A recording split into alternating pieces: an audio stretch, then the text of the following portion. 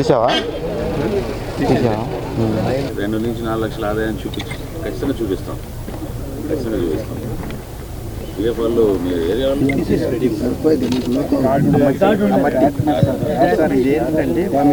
తెలుసు అట్లా కాదు.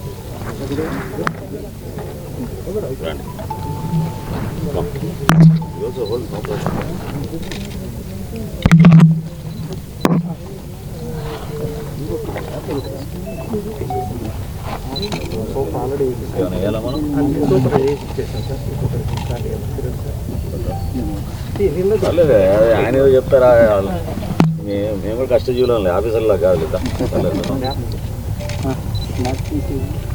ఏం వద్దులండి.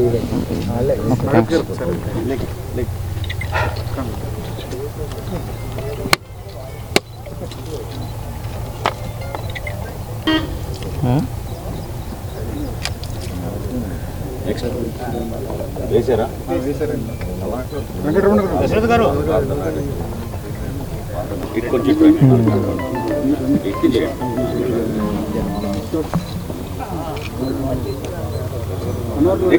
నెక్స్ట్ మీరు చాలా ఉన్నాయిగా మొక్కలు. 5 అరేంజ్ చేశారు తెలుసు.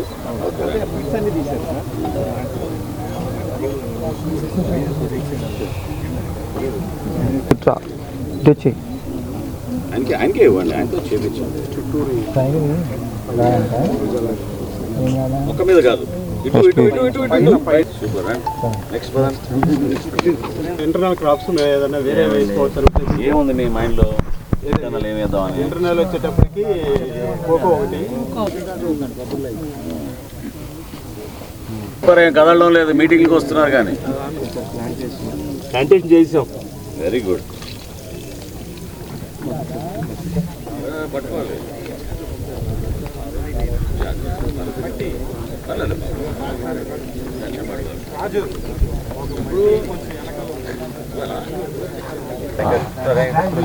సరే ఇది అని చెప్పేసి మేము ఎక్స్పెక్ట్ చేస్తాం. హై రేంజ్లో చేసిన కన్నా కూడా నేను 10 ఏళ్ళ నుంచి పామ్ ఆయిల్ ఫ్యాక్టరీ వెళ్తాయి. ఎకరానికి వచ్చేసి ఇక్కడ నుంచి కోకో మొక్క వేసుకోవచ్చు అండి. కేజీ వచ్చేసి ఎకరాలు అయితే మినిమం 2 లక్షలు. నేను దీంట్లో 10 ఏళ్ళ నుంచి ఉన్నాను. 10 ఏళ్ళ నుంచి పేరుగూడెం, తంగిడిగూడెం ఏరియాలో అంటే సొంత లీజు తీసుకుని తోటలో వ్యవసాయం చేస్తాను నేను. వచ్చేది సో ముందుగా ఇంటర్ క్రాప్ అనేది వేసుకుంటే రైతుకి కొంచెం చేతుగా ఉంటుంది. మనం ఈ ప్లాంటేషన్లో మొక్కలన్నిటికీ కూడా ఫ్రీ ఆఫ్ కాస్ట్ ఇస్తామండి రైతులు, అది ఎవరికైనా కూడా. తర్వాత మెయింటెనెన్స్ కింద ఇస్తాము. మొత్తం 4 సంవత్సరాలకు కలిపి పర్ హెక్టేర్కి 71,000 మనం సబ్సిడీ ఇవ్వటం జరుగుతుందండి ప్రతి రైతుకి.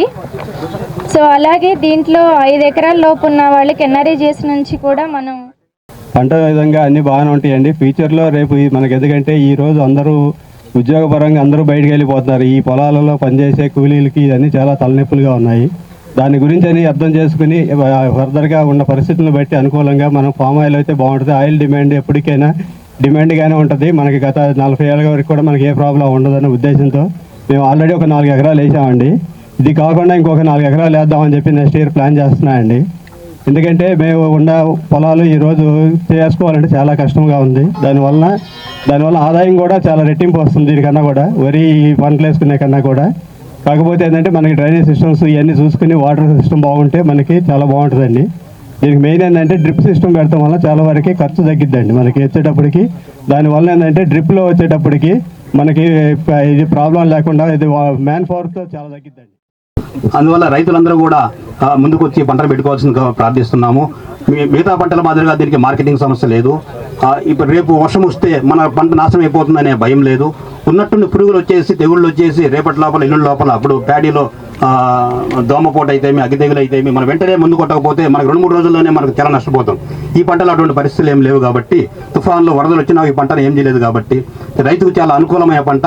రాబోయే రోజుల్లో లేబర్ సమస్య ఇప్పటికే మనకి చాలా ఎక్కువగా ఉంది, తీవ్ర సమస్య కాబోతుంది. ఈ ఒక ఆయిల్ పామ్ ద్వారానే ఆ సమస్యను మనం అధిగమించగలం.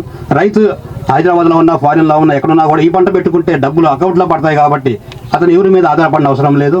ఎవరు అతన్ని మోసం చేస్తున్నారు, నా చేంజ్ చేసేవారు నన్ను ఏమైనా ఇబ్బంది పెడతారేమని ఆ బాధ ఏం అవసరం లేదు సార్. ఎందుకంటే ఏలూరు జిల్లాలో నేను చూస్తూ ఉన్నాను, రైతాంగం ప్రభుత్వం అందిస్తున్న ఈ సహాయంతో, అదేవిధంగా సాంకేతికంగా మన రాష్ట్రంలో ఉన్న అవకాశాలని మనం ఉపయోగించుకునే విధంగా ఇతర రాష్ట్రాలతో పోటీ పడితే, మూడోది ఇందాక డీడీ గారు చెప్పినట్టు ఈ రోజున్న వలసల వలన లేదా గ్రామీణ ప్రాంతాల్లో మనకి రేపటి రోజున మనకి లేబర్ కూడా దొరికే పరిస్థితి కనపడడం లేదు. కాబట్టి వ్యవసాయ రంగం నుంచి మన ఉద్యాన పంటలకి మార్చుకుంటే ఆదాయం మరింత రెట్టింపు పెంచుకునే విధంగా అద్భుతమైన అవకాశం మనకి ఆయిల్ పామ్ ద్వారా. గతంలో ఏదో కొంతమంది చూసి చూడనట్టుగా చేశారు, సరిగ్గా చేయలేకపోయారు. కానీ ఈ రోజున ఒక పటిష్టమైన ఆలోచనతో ఒక మంచి ప్రణాళికబద్ధంగా చేసుకుంటూ వెళ్ళే విధంగా మనం ప్లాన్ చేసుకుంటే, నేను మీ అందరికీ మాటిస్తున్నాను, తెనాలి నియోజకవర్గంలో అవసరమైతే ఇక్కడ ఒక ప్లాంట్ కూడా మనం ఏర్పాటు చేపిద్దాం, ఆయిల్ ప్రాసెసింగ్ ప్లాంట్. మనం ఈ కంపెనీలతో మాట్లాడి ఆ విధంగా మనం ముందుకెళ్దాం. అంటే గుంటూరు జిల్లాకి 300 హెక్టార్లు ఇచ్చారంటే తెనాలే మనం 200 హెక్టార్లు చేయాలి మనం ఈ సంవత్సరం. అది మన టార్గెట్. దాని ప్రకారంగా ముందుకెళ్దాం. రైతులందరూ కూడా నేను మనస్ఫూర్తిగా మేము ఇంకా భరోసా ఇచ్చేది ఏంటంటే, నేను మొన్న మాట ఇచ్చాను, వాళ్ళు ఇంకా కదలలేదు, కానీ ఈ నెలలోనే వీలైతే లేకపోతే ఫస్ట్ వీక్లో ఏలూరులో మీటింగ్ పెట్టుకుందాం. మిమ్మల్ని అందరినీ ఇక్కడి నుంచి బస్సులో ఆహ్వానించి అక్కడ తీసుకెళ్ళి అక్కడ ఉన్న మన జాతీయ స్థాయి ఇన్స్టిట్యూట్లో పెదవేగిలో మీరు కూడా సందర్శించి అక్కడ ఒక చక్కటి అవకాశం మీకు కూడా కలుగుతుంది. శాస్త్రవేత్తలతో మాట్లాడుకుని మీరు ఎటువంటి ఇబ్బంది లేకుండా మీరు చూసుకోవచ్చు. కంపెనీ వాళ్ళు కూడా నేను చెప్తున్నాను, మీరు ఫ్రీక్వెంట్గా కన్సల్టేషన్ చేసి 10 మందితో మీరు కలుస్తూ ఉంటే ఈ సమాచారం మన ప్రజల్లోకి తీసుకెళ్ళాలి. చాలా ఆదర్శంగా నిలబడ్డారు మన రైతులు. మనకి పెదరావులో వేసాం, అంగల్కూతురులో మొదలు పెట్టబోతున్నాం. ఇప్పుడు మనకి కట్టవరంలో మనం ఈరోజు ప్రారంభించుకున్న ఈ కార్యక్రమాన్ని మిగతా ప్రాంతాల్లో కూడా ప్రత్యేకంగా కొలిపరి మండలంలో మనం ఒక మార్పు తీసుకురావాలి. ఎందుకంటే ఆదాయం ఆ విధంగా పెంచుకునే విధంగా మనం ఈ అలవాటుని ప్రజల్లోకి తీసుకెళ్ళడానికి కృషి చేయాలి. మొన్న మనకి ఎప్పుడైతే మనకి గల్ఫ్లో మనకి యుద్ధం వచ్చిందో ఆ రోజు నుంచి 110, 112 రూపాయలు ఉన్న వంట నూనె ఈ రోజున 140 రూపాయలకి పెరిగిపోయింది. సన్ఫ్లవర్ అయితే ఏకంగా 184 రూపాయలకి వెళ్ళిపోయింది ఆయిల్ లీటర్కి. కాబట్టి మనకు అవకాశం ఉంది, అటువంటి ఫెసిలిటీ మనకు ఉంది. దాన్ని మనం ఉపయోగించుకుంటే రేపటి రోజున ఇతర దేశాలపైన ఆధారపడకుండా మన దేశంలోనే మన రైతాంగం మనకున్న భూముల్లో మనం అద్భుతంగా మనం పంట పండించుకోవచ్చు. దానికి మీ అందరూ సహకరించండి.